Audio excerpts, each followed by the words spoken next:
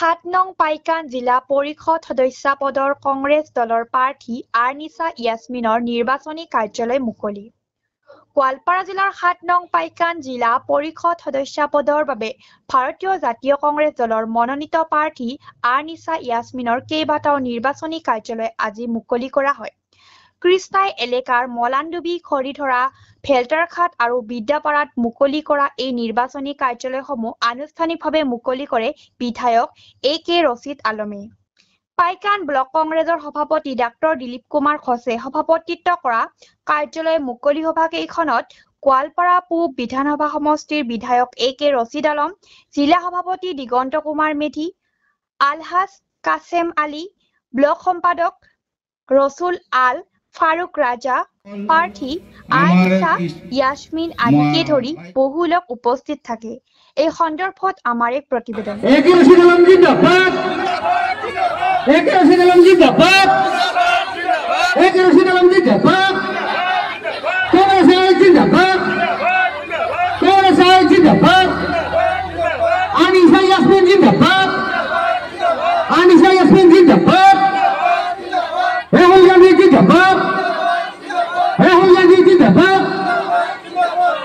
আমি এবাৰ মলানডুবিত সমাগত পঞ্চায়ত নিৰ্বাচনত জিলা পৰিষদ সমষ্টিৰ আৰ্নিছা ইয়াছমিনৰ কাৰ্যালয় আমি শুভাৰম্ভ কৰিবলৈ লৈছো।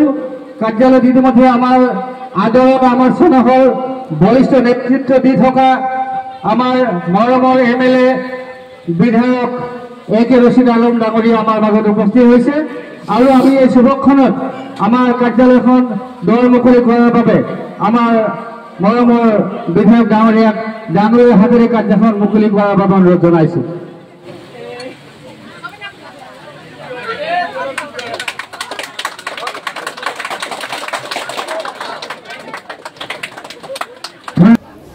মোৰ নাম আৰ্নিছা ইয়াছমিন, মই পাইকান জিলা পৰিষদৰ 7 নং পাইকান জিলা পৰিষদৰ কংগ্ৰেছ দলৰ মনোনীত প্ৰাৰ্থী।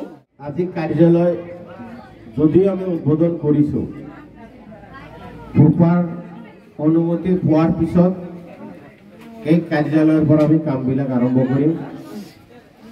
যেহেতু সময়ৰ নাটনি, গোটেই সমষ্টি এনেকৈ জিলাতে মই যাব লাগিব, সেইকাৰণে কৈছোঁ যিমান দূৰ পাৰোঁ মই উদ্বোধনটো কৰি থ'ম। আকৌ যেতিয়া আমি প্ৰশাসনৰ পৰা যেতিয়া প্ৰপাৰলি আমি পাৰ্মিশ্যন পাম, তেতিয়া পৰা আমি এই নিৰ্বাচনৰ পৰা কামবিলাক কৰি যাওঁ। যিয়ে নহওক, যিহেতু এটা আমি সমবেত হৈছোঁ, আমাৰ কংগ্ৰেছ দলৰ প্ৰাৰ্থীৰ কাৰণে সকলোৱে দোৱা কৰিব, আশীৰ্বাদ কৰিব আৰু আপোনালোকে আপ্ৰাণ চেষ্টা কৰিব যাতে আমাৰ প্ৰাৰ্থীজনক আমি জিকাই ল'ব পাৰোঁ। আজি কাৰ্যালয় উদ্বোধন কৰোঁতে মই কিছু কথা ক'বই লাগিব। মই ধন্যবাদ দিছোঁ আলহাজ কাছেম আলী চাহাবক।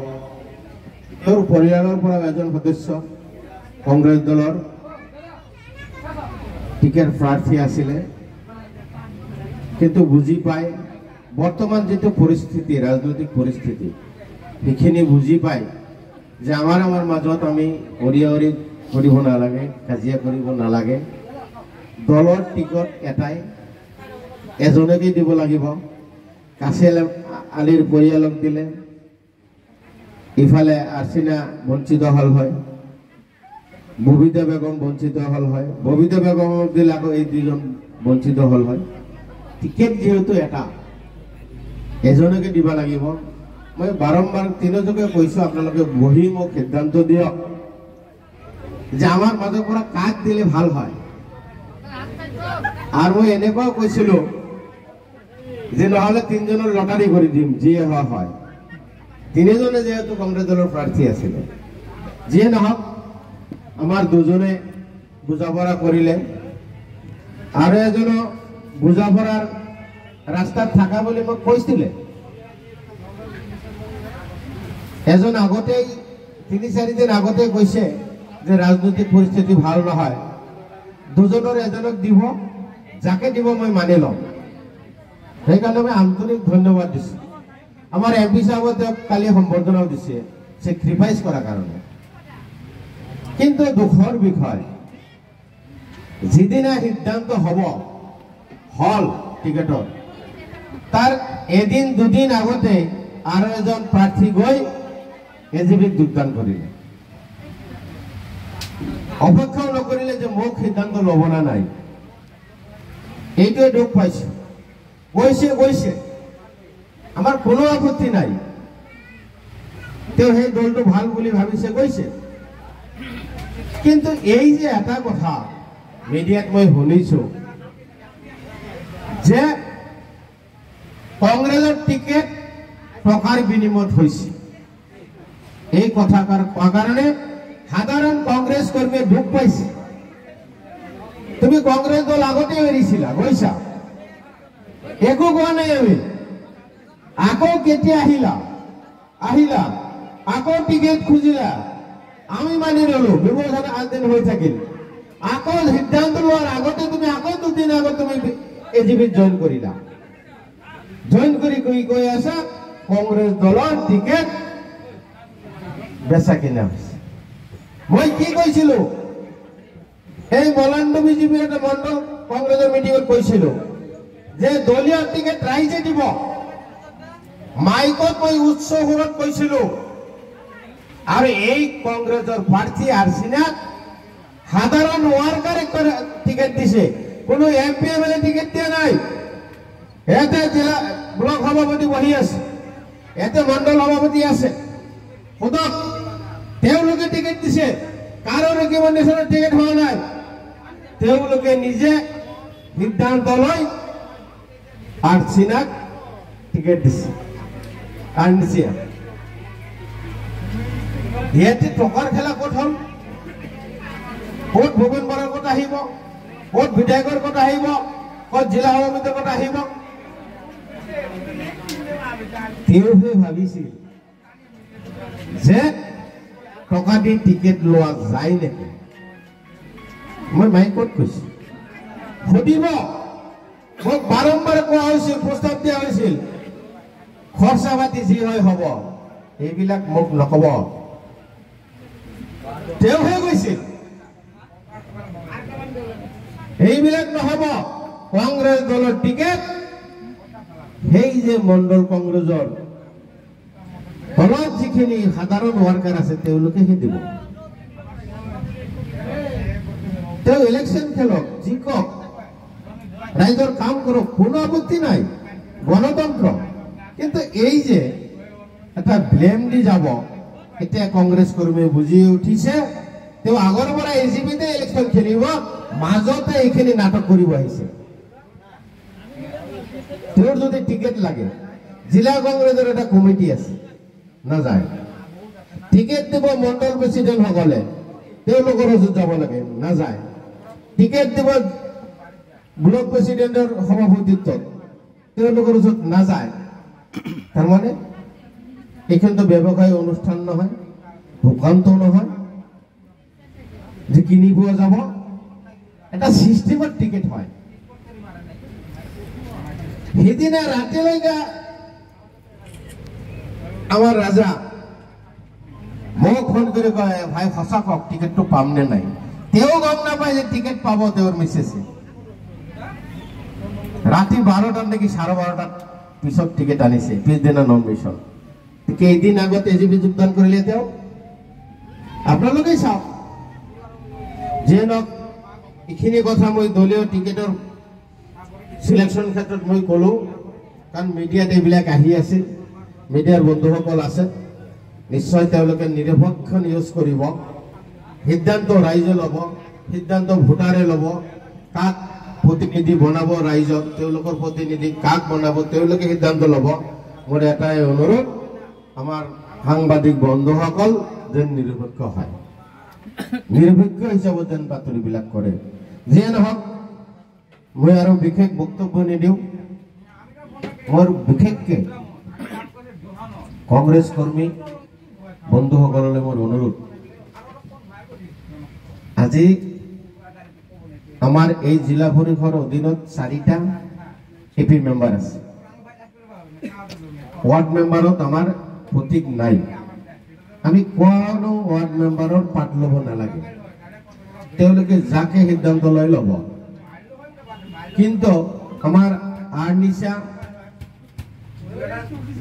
আৰু এপিৰ সদস্যৰ কাৰণে আপোনালোকে আপ্ৰাণ চেষ্টা কৰিব আৰু আপোনালোকে ভাবিব যে এপিৰ সদস্যসকল তেওঁলোকে ভোটত থিয় দিয়া নাই, মই দিছো।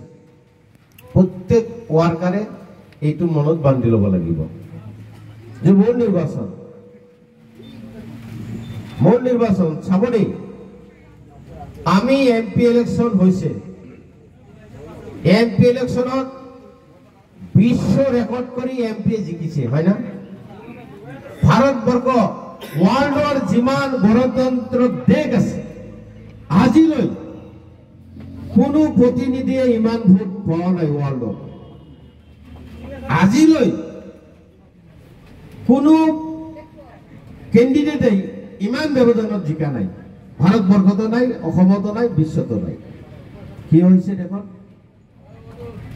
রকিবুল হুসেনক এমপি বনোৱাৰ কাৰণে নহয়। কিয়? আমি সচেতন রাইজ। আমি কি ভাবিছো? অহা 26 চন আমি ভাবিলো আমার মাজত এই যে ভাগ ইংরেজি যেনেকে শাসন করেছিল ভাগ ঠিক বিজেপি আমাক ভাগ করে দিছে। ভাগ করে কি আমার মাজত ইউডিএফ দলের সৃষ্টি করেছে। যে এই ইউডিএফ দল যদি আমি নোহোৱা কৰিব পাৰো, অহা 26 চনত অসমৰ পৰা চিৰদিনৰ কাৰণে বিজেপিক খেদিব পাৰিম। এই কথাখিনি সাধারণ ভোটারে বুঝে উঠিছিল, সাধারণ ভোটারে ওয়ার্কার হয়ে গেছিল যে এই বিজেপির অত্যাচার আরো সহ্য নহয়। অত্যাচারের পর আমি বাঁচিবলৈ হলে ইউডিএফ দলটো শেষ কৰিব লাগিব আৰু কংগ্ৰেছ দলৰ প্ৰাৰ্থীক জিকাব লাগিব, যাৰ কাৰণেই নেকি ইমান ৰেকৰ্ড সংখ্যক ভোটত জিকিছে। উদ্দেশ্য ৰকিবুল হোসেন এমপি বনোৱা নাছিল। আমাৰ সাধাৰণ ভোটাৰৰ এমপি বনোৱাৰ উদ্দেশ্য নাছিল। উদ্দেশ্য আছিল বিজেপিক অসমৰ পৰা খেদিব লাগিব, যাৰ কাৰণে নেকি ইমান ভোট পাইছে। আৰু সেই ঠিক তেনেকুৱাই এমপিতকৈ বেছি দৰকাৰী জিলা পৰিষদৰ বোৰ্ডখন গঠন কৰা, এমপিতকৈ বেছি দৰকাৰী আঞ্চলিক পঞ্চায়তখন গঠন কৰা। কারণ গ্রাসরুট লেভেলত এই সরকারেই হল শক্তিশালী সরকার, হয় না? কিবা কারণত যদি আমি শক্তিশালী হয়ে উঠিব পারো, জিলা পরিষদ গঠন করিব পারো, আঞ্চলিক পঞ্চায়েত গঠন করিব পারো, তেনেহলে বিজেপি ইয়াৰ পৰা যোৱাটো নিশ্চিত। বিজেপিতে কি কৰি আছে? আৰএস মন্ডল ডাঙৰীয়া, তুমি উত্তৰ দিব পাৰিবা? ওয়াকফ আইন যে আনিলে, তুমি যি দলত গৈছা, তোমার সেই দলের এমপি ক'ত ভোট দিলে উত্তর দিয়া। তুমি ৰাজহুৱা প্ৰশ্ন তোমাক লৈ। আমি মৃত্যু হওয়া কবৰস্থান, মৃত্যু হওয়াৰ পিছত য'ত আমি থাকিম তাৰে নিশ্চয়তা নাই। ঈদগাহ আমি নামাজ পড়িম তারে নিশ্চয়তা নাই। উত্তর দিয়ে আরএস মন্ডল পারিবা? তোমার দলে, তোমার দলের এমপি পার্লামেন্টত ক'ত ভোট দিছিল? পারিবা উত্তর দিব? এইটো রাজনীতি ব্যবসায় হিসাবত নলব। এই পঞ্চায়েত নির্বাচন বহুত গুরুত্বপূর্ণ নির্বাচন। জিলা পরিষদ আমি গঠন কৰিব লাগিব। আৰ্নিচাৰ ইলেকশন নহয়, এইটো আমাৰ সকলোৰে নিৰ্বাচন। আমি সঠিক সিদ্ধান্ত ল'ব লাগিব। ভুল হলে এই ভুলৰ ক্ষমা আমাক কেতিয়াও নহব। এই ভুলত যিমান ক্ষতি হব আমি কেতিয়াও পূৰণ কৰিব নোৱাৰিম। আপোনালোকে গম পাইছে নে নাজানো, দুপৰীয়া এটা ফোন আহিছে, কবৰস্থানেৰ মাটি বলে জিওটেক কৰি আছে। ঈদগাহৰ মাটি জিওটেক কৰা আৰম্ভ কৰি দিছে। হে বিজেপি, আৰএসএস, কাৰ মাটি এইটো? গোৱালপাৰাৰ ঈদগাহ, গোৱালপাৰাৰ মাদ্ৰাছা, গোৱালপাৰাৰ কবৰস্থান, মজি মহাজন তেওঁ দান কৰি যোৱা তোমালোকৰ প্ৰত্যেক সম্পত্তি নহয়। আৰু ভাৰতবৰ্ষৰ যদি আছে অসমৰ মাটি, কাৰ সেইবিলাক? যিসকল মানুহ ভাৰতৰ স্বাধীনতাৰ নামত শ্বহীদ হৈছিল, ইংৰাজক খেদাৰ নামত শ্বহীদ হৈছিল, সেই মাটি RSS বিজেপি তুমি ইংৰাজক চামচামি কৰিছিলা, এজেণ্টগিৰি কৰিছিলা।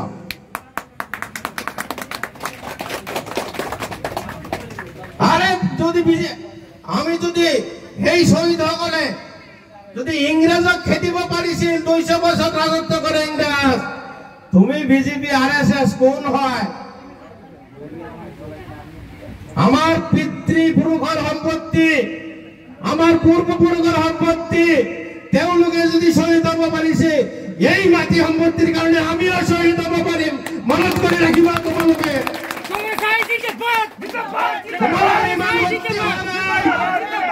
আমাৰ পিতৃপুৰুষ, আমাৰ পূৰ্বপুৰুষৰ জমিন কাঢ়ি লৈ যাবা, আমিও শহীদ হব জানিছো, আমিও মৃত্যু হব জানো।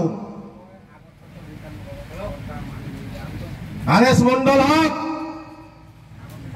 এতিয়া সময় আছে, ৰাতি হৈ হৈ চিন্তা কৰা, মিৰ্জাফৰি নকৰিবা। সিৰাজদৌল্লা যেতিয়া ৰজা আছিল, ৰাজত্ব কৰিছিল, বংগ ৰজা মিৰ্জাফৰে মিৰ্জাফৰি কৰিছিল, সেই মিৰ্জাফৰক ৰাইজে খেদি খেদি মাৰিছিল। এনেকুৱা পৰিৱেশ তৈয়াৰ নকৰিবা তুমি। এই নিৰ্বাচন বেলেগ নিৰ্বাচন নহয়। আপোনালোকক অনুৰোধ কৰিছে, আজি সেই কাৰ্যালয় উদ্বোধন কৰি যিকেইটা দিন আছে, চিৰদিন শান্তিত থকা কাৰণে, চিৰদিন নিৰাপত্তাত থকা কাৰণে সকলো কংগ্ৰেছ কৰ্মী এইকেইটা দিন কষ্ট কৰক। চিৰদিন ভালকে টোপনি মাৰাৰ কাৰণে এইকেইটা দিন ভালকে আপোনালোকে টোপনি ক্ষতি কৰক। মোৰ অনুৰোধ, ভালকে কবৰস্থানত নিজকে থকা কাৰণে, সেই কবৰস্থান উদ্ধাৰ কৰাৰ কাৰণে আপোনালোকে এইকেইটা দিন অলপ কষ্ট কৰক। মই অনুৰোধ কৰিছো আপোনালোকক। মই বিশেষ বক্তব্য নিদিওঁ। ৰাজহুৱা হ'ব, সভা হ'ব, ডাঙৰ সভা হ'ব, তাতে মই আৰু বিতং হিচাপত ৰাজনৈতিক কথা পাতিম। মই ক'লেই কংগ্ৰেছ পাৰ্টিক ভোট দিব নালাগে। আপোনালোকে ৰাতি হৈ হৈ চিন্তা কৰিব। ৰাতি ভাত খোৱাৰ পিছত টোপনি অহাৰ আগত আপোনালোকে চিন্তা কৰিব, আমি সিদ্ধান্ত কি ল'ব লাগিব। আমাৰ মাজত কাজিয়া লগাই দি আছে, ভাইয়ে ভাইয়ে কাজিয়া লগাই দি আছে। ইংৰাজী যেনেকৈ শাসন কৰিছিল, ছেম ষ্টাইলত বিজেপিয়ে শাসন কৰি আছে। হিন্দু মুছলিমৰ কাজিয়া লগাই দি আছে। আমি চিৰদিন একেলগে ভাগ কৰিছো, বসবাস কৰিছো, একেলগে আমি ঈদ পালন কৰিছো, একেলগে বিহু পালন কৰিছো, একেলগে আমি দুৰ্গা পূজা কৰিছো, সৰস্বতী পূজা কৰিছো কলেজত থাকোতে। সেই মিলা প্ৰীতি আমাক নোহোৱা কৰিব বিচাৰিছে বিজেপিয়ে। সকলোৱে জাতি ধৰ্মক মই অনুৰোধ কৰিছো, এই মিলা প্ৰীতি কোনোদিন যাতে বিজেপি আমাক ভংগ কৰিব নোৱাৰে, এই আশা কৰি মই আজি বক্তব্য সামৰিছো। আকৌ এবাৰ কৈছো, আপোনালোকে ৰাজনৈতিক হিচাপত সচেতন হৈ অহা নিৰ্বাচনত সিদ্ধান্তবিলাক ল'ব। ধন্যবাদ, খুদা হাফেজ। তাৰমানে আজি জাষ্ট উদ্বোধন কৰা হ'ল, কিন্তু প্ৰপাৰ পাৰ্মিশ্যন পোৱাৰ পিছত এই কাৰ্যালয়ৰ বিলাক কাম আৰম্ভ হ'ব। আজি যিখিনি আমাৰ ইয়াতে কৰ্মকৰ্তা আছিল, ব্লক সভাপতি আছিল, সকলোৱে আমাৰ প্ৰাৰ্থীৰ হৈ কাম কৰিব। আৰু আমাৰ আশা যে নিশ্চয় ৰাইজে ভাল এটা সিদ্ধান্ত ল'ব। অহা 7 তাৰিখত যিটো নিৰ্বাচন, সেই নিৰ্বাচন আমাৰ প্ৰাৰ্থী আৰ্নিছা ইয়াছমিন পিপল ভোটত জয়ী হ'ব। এই কথাটোৱেতো মই কৈছো। আমাৰ যিজন 3জন কেণ্ডিডেট আছিল, বিশেষকৈ এজন আমাৰ আলহাজ কাছেম আলী, তেওঁৰ ঘৰৰ পৰা এজন টিকেট দাবী কৰিছিল, আৰু এজন আছিল ববিতা বেগম, আৰু যিজনে টিকেট পাইছে আৰ্নিছা। তেওঁলোকে তিনিজন বহিছিল, বিশেষকে এওঁৰ লগত বুজা পৰা কৰি কাছে মাৰিলে বুজা পৰা কৰি তেওঁ বুজিলে যে ৰাজনৈতিক পৰিস্থিতি বেয়া, আমাৰ মাজত ভাগ ভাগ হ'ব নালাগে, আমি মিলি এজন কেণ্ডিডেট দিম। তেওঁ ধুনীয়াকে তেওঁৰ কেণ্ডিডেটটো উদ্ধ কৰি তাৰপিছত 10 জনৰ লগত বহিল। তেওঁ মোক ক'লে যে RS মণ্ডল সাহেবৰ কথা বাৰ্তাবিলাক ভাল নহয়, কংগ্ৰেছৰ নীতি আদৰ্শ নহয়, কিন্তু আৰ্নিছাৰ লগত কথা পাতি আমি দেখিলো যে তেওঁ অন্তত কৈছে যে মোক টিকেট দিলেও আছো নিদিলেও নাই, দলৰ লগত আছো, কিন্তু সেইজনে মানে নিদিলেও আছে দিলেও আছে, বুজি পালে, এনেকুৱা কথাবিলাক ক'লে। তেওঁ মোক নিজে ক'লে যিয়ে নহওক যেহেতু মণ্ডল লেভেলত এইটো সিদ্ধান্ত ল'ব। তাৰপিছত মণ্ডল কংগ্ৰেছৰ মিটিং মাতিছে, 4জন মণ্ডল কংগ্ৰেছী লিখি দিছে, আমাৰ ব্লক কংগ্ৰেছী লিখি দিছে, ওচৰতে আছে। এইটোৱে সিদ্ধান্ত আমাৰ গাড়ী কোনো লেনদেন হোৱা নাই। আৰু যিজনে আপুনি ক'ব বিচাৰিছে মই গম পাইছো, ববিতা বেগমৰ স্বামী RS মণ্ডল, তেওঁ এইবিলাক ইংগিত দিছিল আমাক। তেওঁ সুধিব যে বিধায়কক আপুনি কৈছিল নে নাই যে কিবা খৰচ পাতি যদি দলৰ হৈ লাগে আছো, তেওঁ সুধিব। তাৰ উত্তৰত মই কৈছিলো এইখিনিও সুধিব। আৰু তেওঁ পদত্যাগ কৰিছিল, আপোনালোকে সকলোৱে জানে। পদত্যাগ কৰি বিজেপিৰ মুখ্যমন্ত্ৰী হিমন্ত বিশ্ব শৰ্মাৰ ডাঙৰীয়াৰ লগত ফটো উঠিছিল, হয় না? আকৌ কংগ্ৰেছ দলত আহিলে, টিকেট বিচাৰিলে, তেওঁতো প্ৰপাৰলি তেওঁৰ পদত্যাগটো উদ্ধ কৰিব লাগিব। তেওঁক সুধিবচোন যে এই পদত্যাগটো উদ্ধ কৰিছিল নেকি। এটাতো নিয়ম আছে, প্ৰত্যেক দলৰ এটা নিয়ম আছে। বিজেপি কওক, AGP কওক, ADF কওক, একবাৰ দল ত্যাগ কৰাৰ পিছত আকৌ দল ত্যাগ পত্ৰটো উঠাই ল'ব নালাগিব জানো? লৈছিল নেকি তেওঁ, সুধিব তেওঁকে। গতিকে এইটো টোটেলি ভিত্তিহীন। এতিয়া কিবা এটা দুখ দিব লাগিব। সেই সিদ্ধান্ত ল'লে বাদ নাচালে। আমাৰ যিদিনাখন 10 তাৰিখ ৰাতি সিদ্ধান্ত হ'ল, টিকেট দিয়া হ'ল, তাৰ একদিন আগতে তেওঁ AGPত জইন কৰিলে। তাৰমানে তেওঁ কংগ্ৰেছৰ টিকেটটো বিচাৰিছিল, মানে এনেই কংগ্ৰেছৰ টিকেট তেওঁ নালাগে। তেওঁ একচুৱেলি AGPৰ মানুহ বিজেপিত গৈছিল, বিজেপিক এৰে মানুহ ভোট নিদিবৰ কাৰণে বিজেপিৰ পৰা আকৌ AGPৰ পৰা টিকেট লৈছে। এইটোৱেই কাৰণ। ফাইনাল, একদম ফাইনাল। আৰু এটা আপোনালোকে গমেই পাইছে, আৰু মই কি ক'ব লাগে, অন্তত যিকেইটা জিপি পুৰণা ৰেকৰ্ড বুলি চাই গোটেই মানুহখিনি কংগ্ৰেছী। সেই মোক দেখি কংগ্ৰেছ নকৰে, এওঁলোক মোক দেখি কংগ্ৰেছ কৰা নাই, বা আৰ্নিছাক দেখি কংগ্ৰেছ নকৰে। তেওঁলোকৰ কথা হ'ল দলে যাক প্ৰাৰ্থী দিছে তেওঁক জিকাই ল'ব, খাটাং।